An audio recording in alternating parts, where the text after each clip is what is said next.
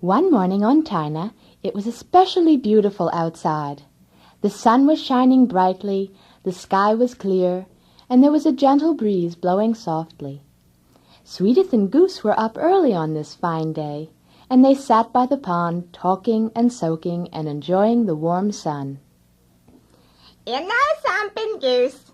This is the kind of day when even the cleaning lady doesn't feel like sweeping. Yes, I know what you mean, Swedith. I feel like that every day. I noticed that, Goose, old buddy. By the way, you don't think Lina's still sleeping, do you? She just might be, don't you know? Ever since she's had that bunting, she's been doing quite a bit of lying about, and that I don't mind saying. Well, I think I'll take a little stroll down to her pond and get her up on this nice day. I kind of feel like waking somebody up, is what? Huh! I don't know if it's right to get her out of her bunting, but I'll come with you and help you get her moving about. So Swedith and Goose walked down to Lina's pond. When they got there, they found that she was awake and was frolicking in her pool, splashing the water and grunting to herself. I'm a hippo. Hi there, Lina, old buddy. How are you this fine morning? Fat. Huh! That's nothing new. You're always fat. Pretty. Lina, pretty hippo. Hey, Lina, you seem kind of frisky this morning. You're moving about like anything. Happy hippo. Must be living with the bunting that's making her so happy and bouncy, don't you know? Hey, Lina, since you're in such a good mood for bounding about, why don't you come with us for a spot of walking? Later. Walk later. Huh! You don't like us? I want to find something. Well, why don't you come find it with us? We're very happy to have you come along. I have to find by myself. What are you looking for that's so mysterious? I don't know. How are you going to find it if you don't even know what it is, dumb? I don't know. I'll know when I find it. Huh! That's the strangest thing I ever heard in all my years of being a goose. Well, good luck there, Lina, old buddy. We're heading back to the pond for some soaking. See you later. Bye. Bye-bye. And so Swedith and Goose said goodbye to Lina and went off to the pond. Lina sat by herself for a while longer in her pool, and then, after some more splashing, looked up at the sky and decided it was time for her to start finding. She thought that if she just walked around, whatever she was looking for would pop up and plop down beside her. So Lina got up heavily from her pool, grunting loudly, and started on her way. She walked past Giles' pig pen, and then slowly plodded down the path to the carrot patch and orange grove.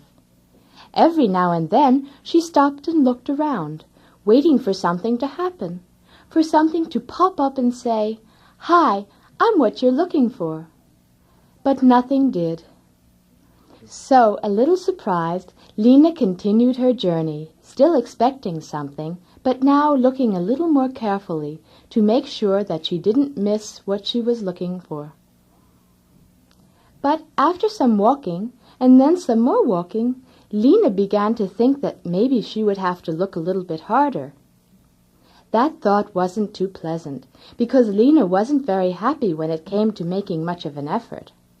However, she was anxious to find whatever it was, so she decided to burrow into every little hole or bush on the way and see if anything was inside. Unfortunately, Swedith had done such a good job of sweeping up that day that there was very little left around to find. But Lina went ahead and started to burrow. Empty. So Lina went from hole to hole and from bush to bush, but she couldn't find anything. Finally, she started to walk over toward the trees which separated the fields from the beach. On the way, she stopped and looked down at the ground. Yes, there was something. She looked closer at a long, stringy gray thing lying on the ground. She looked again, and then sighed. Whatever it was, she didn't want it. In fact, after a while she recognized it. It was a strand from Swedith's mop that must have come off when Swedith was being extra boisterous in her cleaning. Mop. Ugh. Blech. Lina reject. And so Lina continued on her way. It was getting toward noontime, and her stomach was grumbling anxiously, eagerly anticipating the sumptuous meal that she usually ate at this time of day. Also, the long walk was tiring her. Lina wasn't used to much exercise. And now, discouraged and weary, she began to think about going back to her pool for a rest. But she just had to find something. So, with a toss of her heavy head, she started once again to walk, this time keeping her nose right to the ground and burrowing constantly so as not to miss anything that might be around. But still nothing. Sighing and disappointed, she stopped a minute to rest and sat down heavily. In fact, she sat down so heavily that the trees next to her shook a bit. Suddenly, Lina felt something fall gently onto her back. Surprised, she turned around and looked to see what it was. And to her delight, she saw a sweet little yellow flower with 2 tiny petals. Lina purred in contentment. I'm overjoyed. Nice flower. Slowly, she bent over and let the flower fall to the ground.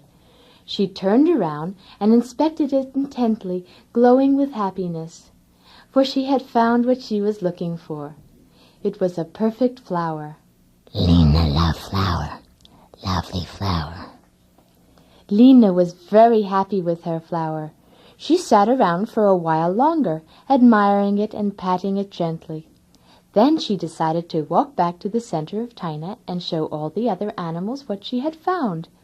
So slowly and lazily she wandered over to Beanbag Pond, holding the flower delicately in her mouth.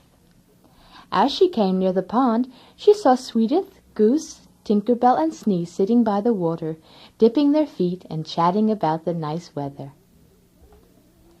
"Oh, this is a fine day, an extremely fine day.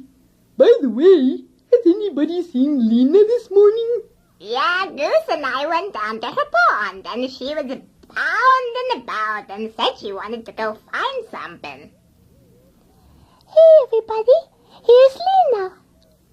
"Well, hello there, Lina. Come on over and sit down here by the water and soak with us for a bit." Did you find what you were looking for? Lina find. Lina happy. Well, what is it? Don't keep us waiting. Hey, Lina, what's that you got in your mouth? "It looks a bit like a flower to me." In fact, it is a flower. Huh! What are you doing with a flower in your mouth? This is my flower. I found it. So that's what you were looking for, huh? Why didn't you say so in the first place, dumb? I didn't know until I found it. It's a very pretty flower, Lina. On close examination, I would say that it is indeed a very sensitive and delicate flower. Lina love flower. Huh! Which do you like better, the flower or the bunting? Lina love both. Now that you don't got a seed in your nose, you got the flower in your mouth. Got it? Got it? No. I think that Lina and her flower should both get a little soaking in. You know what they say, a soaked egg keeps dry, scaly skin away. And so Lina and her flower joined the others, and they all sat and soaked and talked. Later in the day, when the sun began slowly to sink in the sky, the animals all left the pond and returned to their houses, and Lina, lumbering sprightly with a big smile on her face, walked back to her pond, holding her flower gently in her mouth. She had indeed found what she was looking for.